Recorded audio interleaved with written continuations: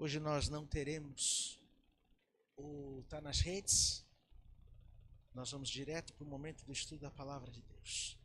Eu queria que você abrisse a sua Bíblia no livro de 1 Pedro, capítulo 5. 1 Pedro, o capítulo 5, está um dos textos que nós vamos estudar nessa noite. O sermão dessa noite traz como título o cuidado de Deus. A minha intenção ao fazer esse sermão hoje à tarde foi trazer a você uma declaração de amor da parte do Senhor por você. Então eu tenho certeza que aos ouvidos de todos nós, esse sermão vai vir doce, doce, doce como um mel.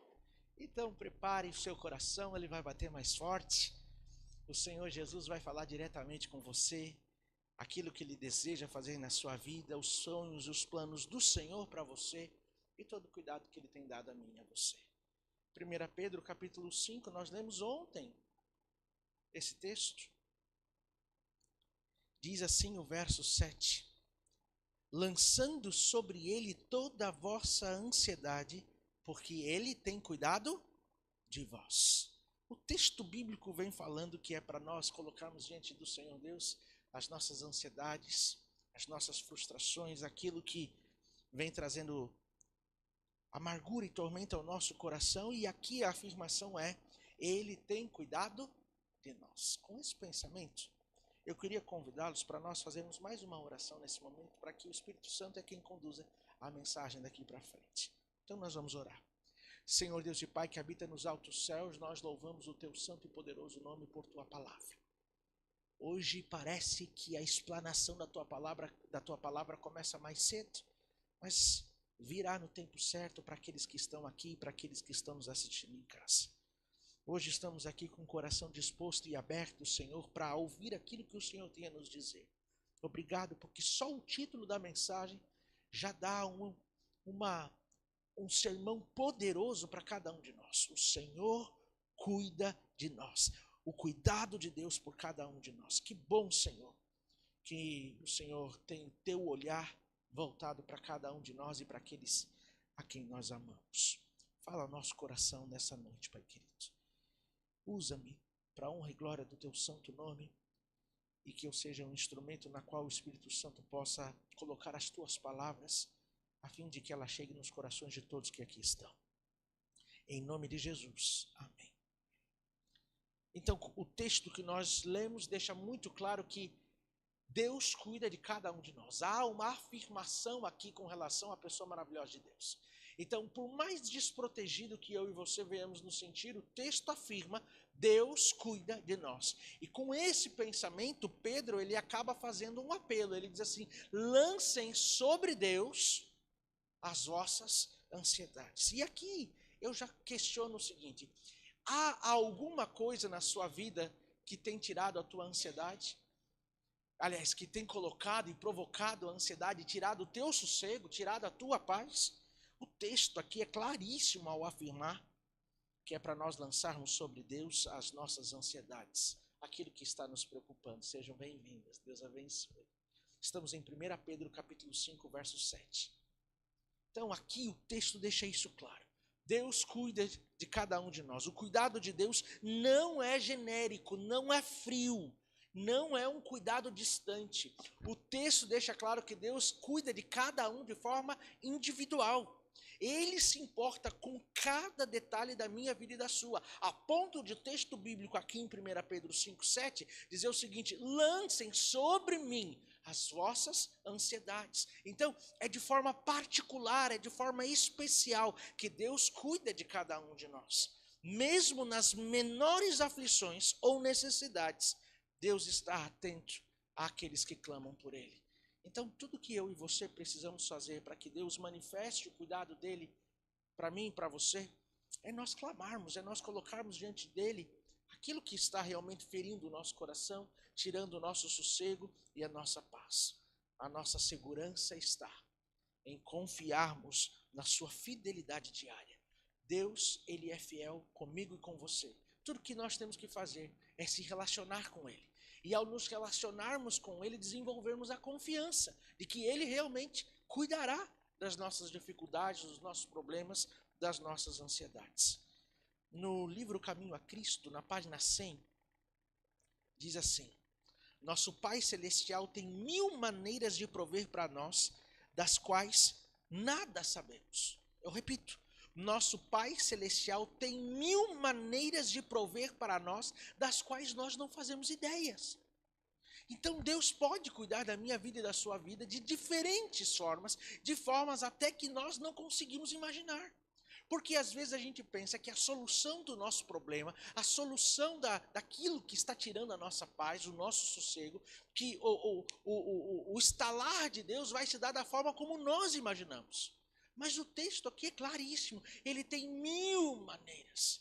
E ele, na grande maioria das vezes, ele não utiliza a nossa forma de resolver o problema. Ele vai usar o método dele, a forma dele. E na grande maioria das vezes, eu e você vamos nos ver surpreendidos pela forma como Deus está atuando e resolvendo as coisas.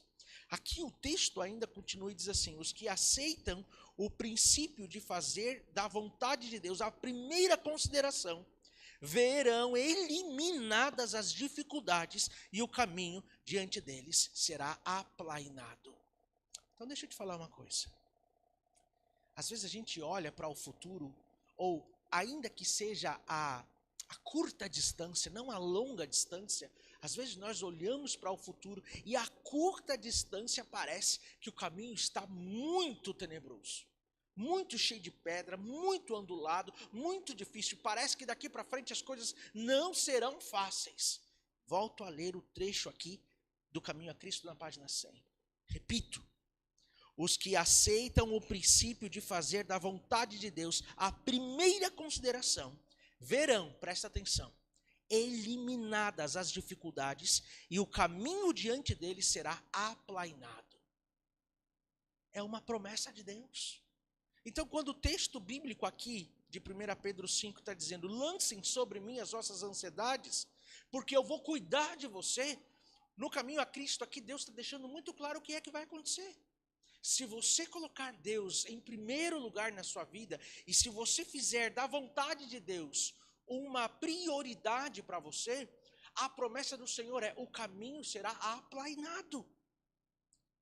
Vocês, o texto diz assim, verão eliminadas as dificuldades.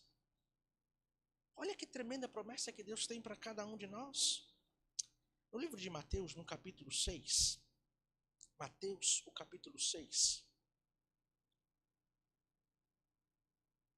Mateus, o capítulo 6, a gente tem aqui o próprio Deus nos falando a respeito do cuidado dele para comigo e com você. E aqui ele pede para que nós percebamos esse cuidado através da natureza. Mateus capítulo 6, o verso 26, diz assim: observai as aves do céu, não semeiam, não colhem, não ajuntam em celeiros, contudo o vosso Pai Celeste a sustenta. Porventura não valeis vós muito mais do que as aves do céu? A primeira coisa aqui que o Senhor Jesus está falando nesse sermão, o Sermão do Monte, o mais conhecido sermão que ele fez, a primeira informação, ele faz um conselho. Ele diz assim: observem as aves do céu, contemple a natureza. Olha como as coisas estão organizadas na natureza. Olha como Deus demonstra o seu cuidado para com as aves do céu. E se você ler na sua casa, o restante do texto vai dizer sobre os lírios do campo, sobre as pastagens, vai falar que Deus cuida de todos os detalhes da natureza. E aí o apelo de Jesus para mim, para você, você não vale mais do que um lírio do campo, você não vale mais do que uma ave que está no céu, você vale.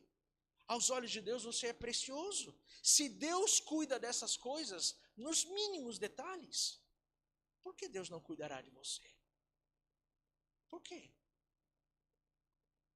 Então aqui o texto vai deixando muito claro que na natureza nós encontramos um sermão silencioso do que Deus é capaz de fazer na minha vida e na sua vida.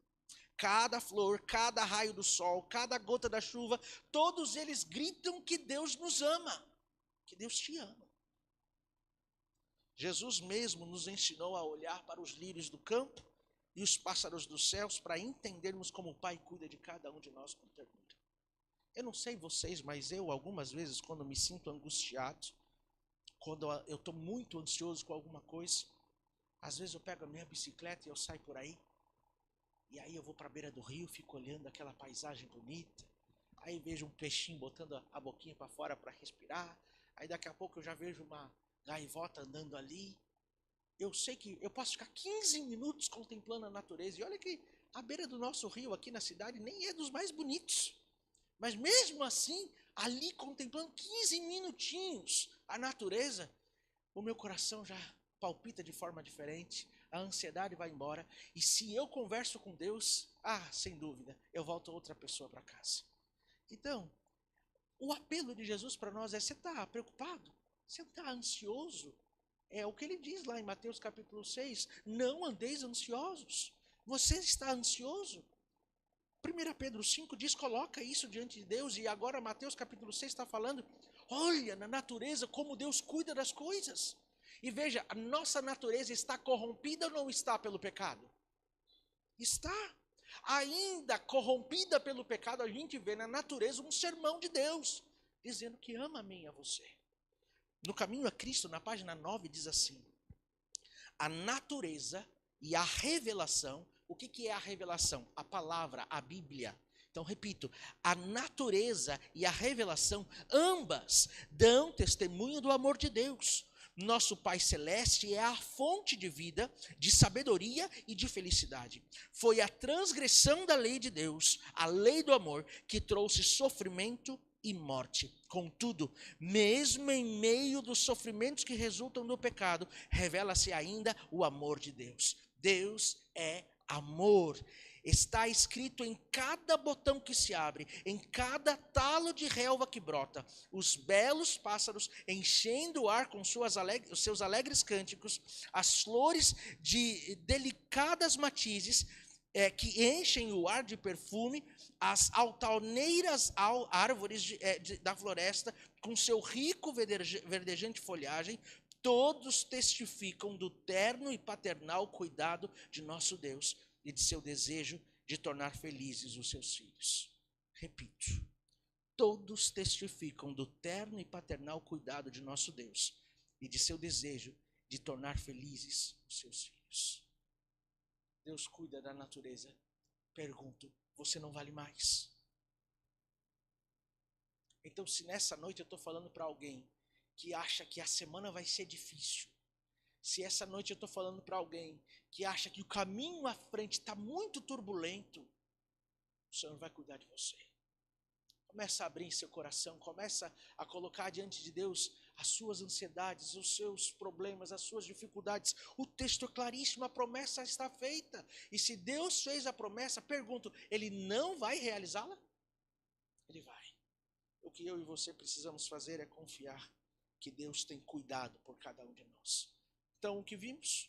Estou ansioso? Coloco diante de Deus, Deus cuida de nós. Estamos ansioso? Contemplem a natureza. Deus cuida da natureza, cuidará também de nós. Agora, uma outra demonstração do cuidado de Deus por mim e por você, a gente encontra em João capítulo 14. João capítulo 14. João capítulo 14. Nós vemos na pessoa de Jesus uma demonstração do cuidado de Deus. Quando a gente vai para a Bíblia no Antigo Testamento, parece que a gente vê um Deus distante, um Deus tirano, que só quer saber de se vingar a respeito do seu povo. Algumas pessoas dizem que o Deus do Antigo Testamento não é o mesmo Deus do Novo Testamento, porque o Deus do Novo Testamento é um Deus compassivo, que se internece, um Deus amoroso, um Deus que serve ao invés de querer ser servido. Mas é o mesmo Deus, é o mesmo Deus. Em João capítulo 14, o verso 8, diz assim o Senhor Jesus diante de uma pergunta que foi feita a ele. Replicou-lhe Filipe, Senhor, mostra-nos o Pai, e isso nos basta. Disse-lhe Jesus, há tanto tempo estou convosco e não me tem conhecido, Filipe? Quem vê a mim, vê o Pai. Como dizes tu, mostra-me o Pai? O que o texto bíblico está dizendo, que o Deus do Antigo Testamento, interpretado de forma errônea por muita gente, é o mesmo Deus do Novo Testamento, que morreu na cruz por mim e por você. E Jesus está dizendo, quem olhar para ele, as bondades, as ações, tudo que o Senhor Jesus fez, está olhando para tudo que Deus Pai também fez. Então, o caráter dos dois é exatamente o mesmo. No Caminho a Cristo, na página 11, diz assim: foi para dissipar essa negra sombra, revelando ao mundo o infinito amor de Deus, que Jesus baixou para viver entre os homens. O Filho de Deus veio do céu para revelar o Pai. Esse foi um dos propósitos da vinda do Senhor Jesus aqui.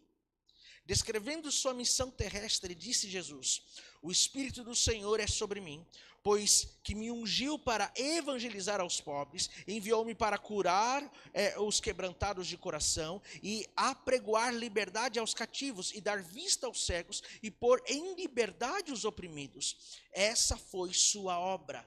Amor, misericórdia e compaixão se patenteavam em cada ato de sua vida. Seu coração anelava com terna simpatia pelos filhos dos homens.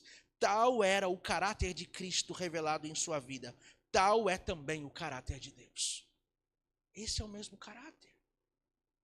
Então, quando Jesus veio a este mundo e demonstrou atenção por cada necessitado, por cada oprimido, por cada aflito de coração, por cada ansioso, por cada lágrima que escorria, cada milagre feito demonstrou o cuidado de Deus por aquelas pessoas. Então, quando a gente olha para os evangelhos e olha para aquilo que Jesus fez, é Deus falando por meio da sua palavra: se eu fiz com eles, farei com vocês. Tudo que eu e você precisamos fazer é confiar na promessa que Deus está fazendo. É confiar de que Deus vai atuar na minha vida e na tua vida. O amor de Deus, o cuidado de Deus, ele não é só demonstrado pelas obras que Jesus fez na vida de outras pessoas que estão registradas na palavra de Deus. O amor de Deus também é revelado pela maior das atitudes que o Senhor Jesus fez, a mais altruísta de todas. O cuidado de Deus foi revelado na cruz do Calvário para morrer por mim e por você. Eu queria ler com você um texto que eu tenho certeza que você sabe de cor. João capítulo 3. João capítulo 3. Esse, eu não tenho dúvida, você conhece de cor o texto. É o texto mais citado por todos os crentes da face dessa terra. Alguns já estão fazendo assim. Quer dizer que sabem qual é o texto. João capítulo 3, o verso 16, diz assim: porque Deus amou o mundo de tal maneira que deu o seu Filho unigênito para que todo aquele que nele crê não pereça, mas tenha a vida eterna. Eu queria me aprofundar um pouquinho nesse texto. Porque aqui está dizendo que Deus nos ama de tanta forma, de uma forma tão profunda, que Ele entrega o seu Filho para morrer por nós. Mas aqui está dizendo assim: para que aquele que nele crê não pereça. A palavra perecer aqui você sabe o que significa, né? É morte. Morte. Mateuzinho, não faz. A palavra aqui é morte. Morte do quê? É claro que teologicamente a gente sabe que é a morte eterna, a destruição. Mas sabe que aqui o texto pode ir um pouquinho mais profundo.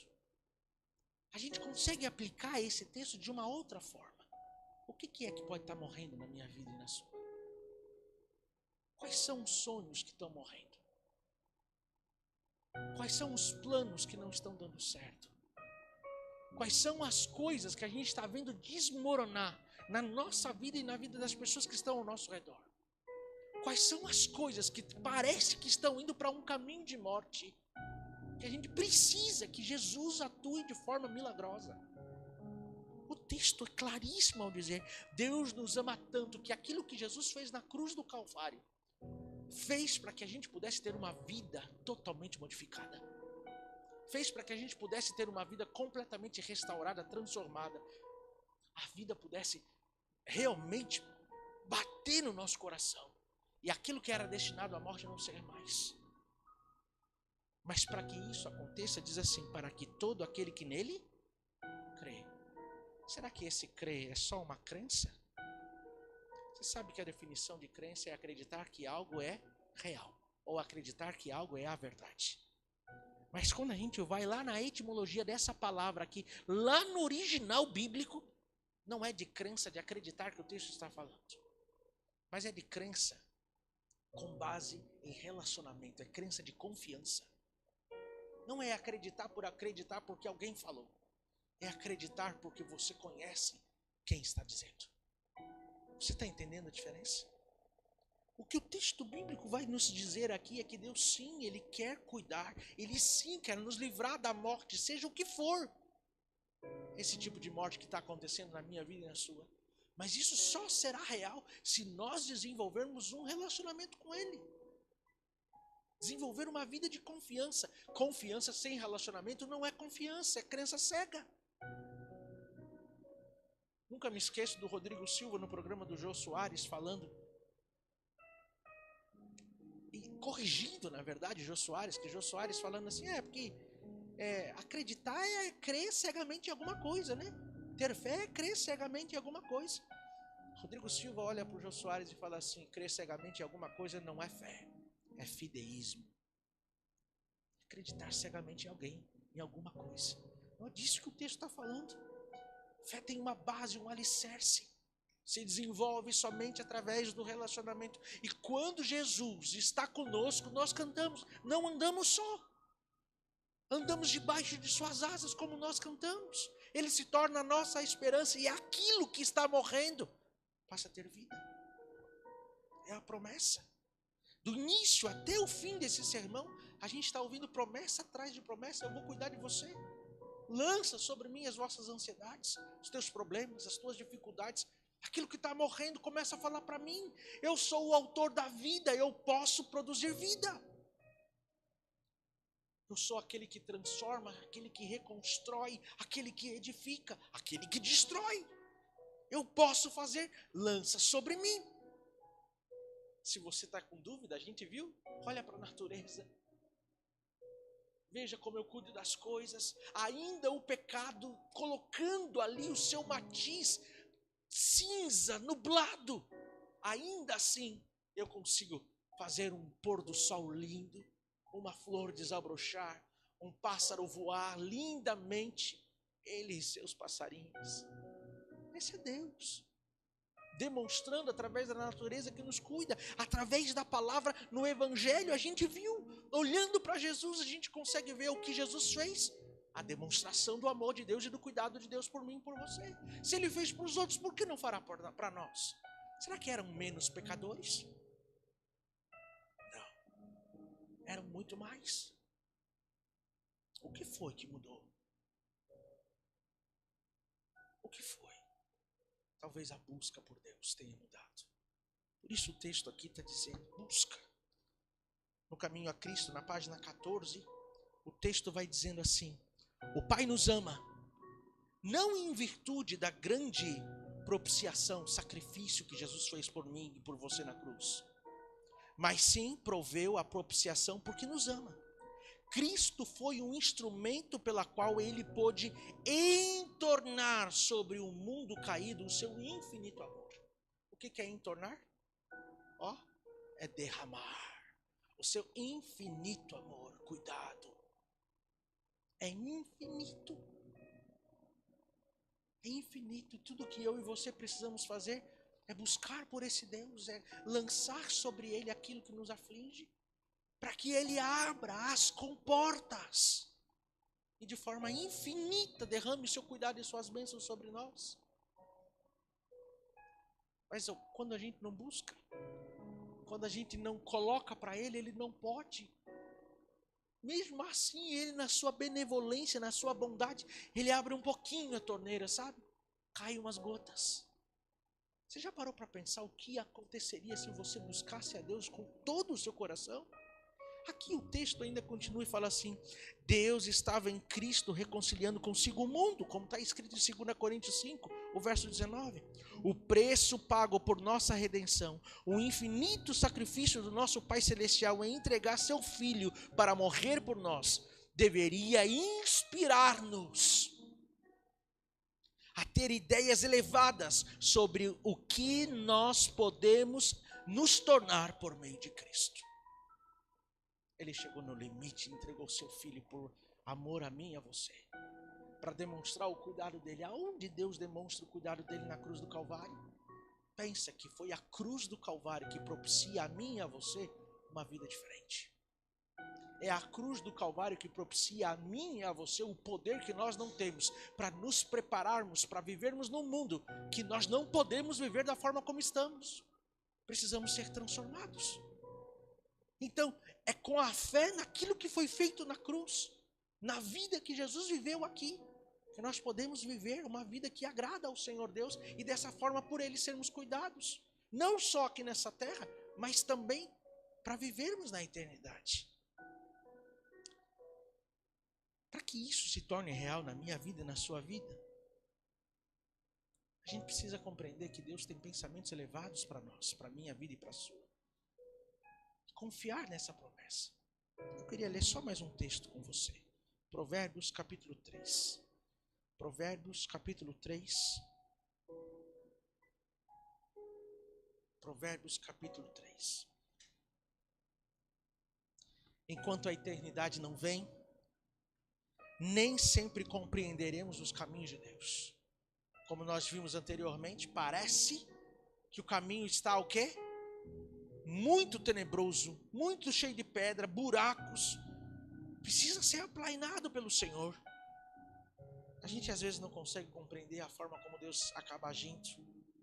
Às vezes Ele permite provações para moldar nosso caráter e fortalecer nossa fé. Mesmo quando não conseguimos ver a saída, podemos confiar que Ele vai cuidar de nós.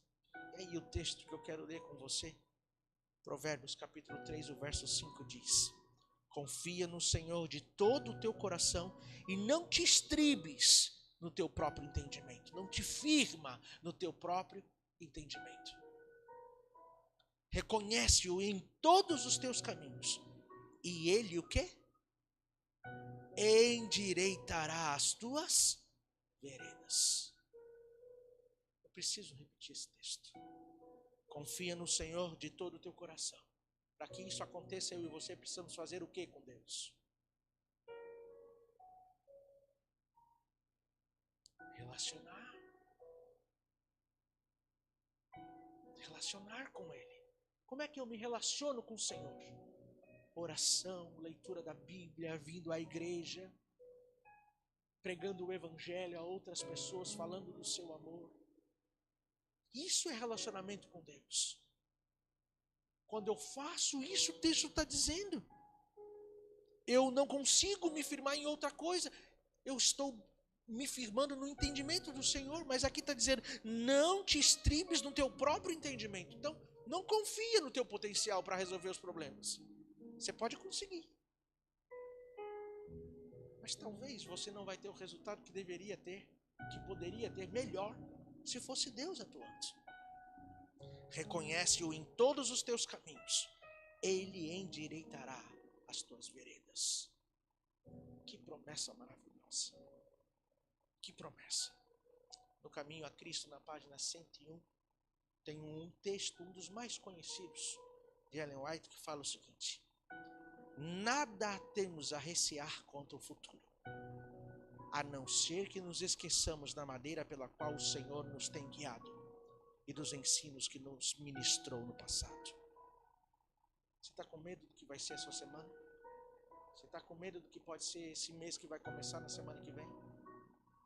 Você está com medo das coisas que podem acontecer porque parece que o caminho está tenebroso? Não te firma no teu conhecimento, como nós lemos aí. Confia no Senhor. Ele vai endireitar o teu caminho. Ele vai cuidar de você. Não te esquece de todas as vezes que o Senhor cuidou de você, do que Ele já fez. E como nós vimos, olha para a natureza, olha para o Evangelho. Confia no Senhor. Ele vai abençoar. Ele vai livrar. Ele vai aplainar, como nós já lemos. Tudo isso que é o que eu e você precisamos fazer. Vitor, coloca no inário um hino para nós. Confiei no meu Senhor. Eu queria te convidar para nós nos colocarmos em pé e terminarmos a mensagem de hoje cantando esse louvor. O que acontece quando nós confiarmos no Senhor? É o que você vai cantar agora. Ele cuidará de cada um de nós. Que Deus abençoe a todos nós. Vamos cantar? Vamos nos colocar em pé?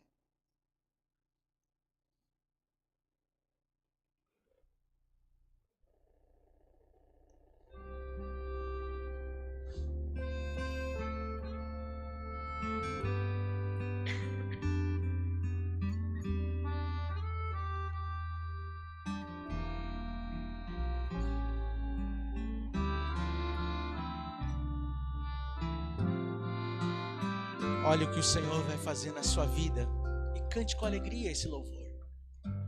Confiei no meu Senhor e Ele me ouviu. Do pecado me livrou e a vida em mim surgiu. Muitos o verão e temerão Deus, Criador da terra e céu. Bem-aventurado que confia no Senhor, a Cristo honra, glória e louvor. Amém. Os meus pés guiou no bem, sol em mim nasceu. Olha o que nós iremos nos tornar. Minha vida há de ser. Cante confiante isso. Um hino ao meu bom Deus. Muitos o verão e temerão Deus, Criador da terra e céu.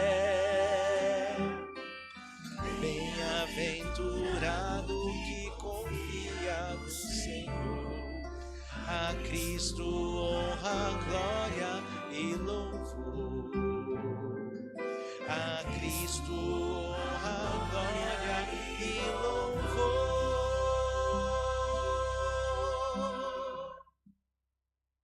Vamos orar?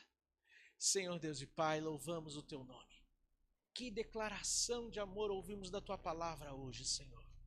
O Senhor nos ama, o Senhor nos cuida, não importa o futuro que se apresente, se o Senhor estiver conosco, o caminho será plano, o Senhor nos livrará do mal, o Senhor abençoará os nossos sonhos, nossos planos. Nós podemos confiar de que o que o Senhor tem para nós é melhor do que nós queremos. Tudo que nós temos que fazer é Te buscar. Tudo que nós temos que fazer é se relacionar contigo. Então nessa semana, Senhor, nós pedimos pelo Teu Santo Espírito. Pedimos para que o Espírito Santo venha falar diretamente à nossa mente, ao nosso coração, insistindo para a gente orar mais, insistindo para a gente ler a Tua palavra, dedicar um tempinho para o estudo da Tua palavra, para contemplarmos aquilo que o Senhor tem para cada um de nós por meio das Escrituras, para reafirmarmos as Tuas promessas na nossa vida. Que o Espírito Santo, Senhor, insista para que a gente fale de Ti para outras pessoas, para que a gente viva aquilo que estamos aprendendo, que Ele insista para que a gente venha à igreja nos dias de culto que tiver, que a gente não dê desculpas para ter um encontro contigo, porque, Senhor Deus, nós vimos aqui e lemos, os caminhos serão aplainados quando nós tivermos a Tua vontade como prioridade em nossa vida. Perdoa-nos, Pai, porque até agora o Senhor só é o primeiro e só ganha a prioridade no nosso coração quando nos convém. Então nessa semana que a gente venha ter uma realidade diferente, que o Senhor de fato seja o primeiro, que o Senhor de fato venha estar junto conosco como nós cantamos, e nós venhamos andar nessa semana cobertos pelas tuas asas. Que a nossa vida, como acabamos de cantar, seja um hino em louvor ao teu santo e poderoso nome. Agora leva-nos em segurança para casa, dá-nos uma boa noite de descanso, dá-nos um bom início de semana, e que nos pequenos detalhes da natureza, da tua palavra, no convívio com as pessoas que amamos, nesses pequenos detalhes, cada um de nós venhamos perceber ao longo da semana o teu cuidado para com cada um. Nós nos entregamos nas tuas mãos, gratos. Muito obrigado, Senhor. Em nome de Jesus.